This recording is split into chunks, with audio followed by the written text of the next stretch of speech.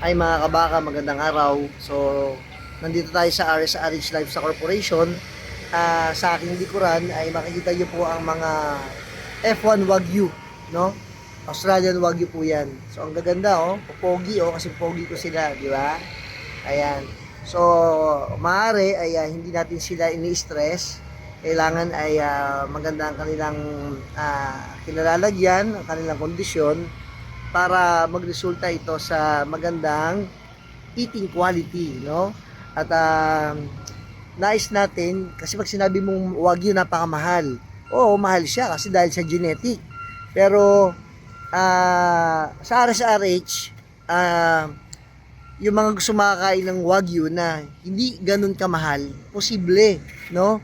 Kasi tayo ay direct importer ng Wagyu. At ang maganda dito, tayo ang taba sa kanya dito sa Pilipinas galing Australia. So, kaya naman siya ay inalagaan with tender loving care. At dahil tayo ay accredited ng Australian government ng SCAS, ay marapat lang na kung maaari, wag may stress sa mga baka. Sa kabila ko naman, ito naman ay mga wild Australian na drought master at saka Brahman, no? So, yan naman sila. So, kung maaari, bawal ma-stress, no? So, lahat ng yan, backup ng meat science, no? At hindi namin sila binubugaw. Ang pamamaraan namin dyan ay flight zone, using the flight zone and point of balance.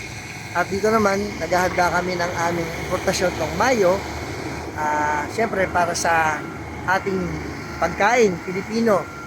Sa RSRH, hindi lang mura, no, o affordable, kundi pati yung kalidad ng baka. Talagang nagmo-monitor kami. Hindi basta-basta katay lang ng katay.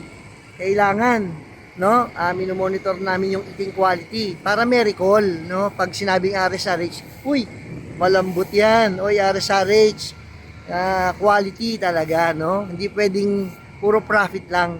Kailangan natutuwa yung mga consumer. Ganda ng ating F1 Wagyu, no? O siya, bye!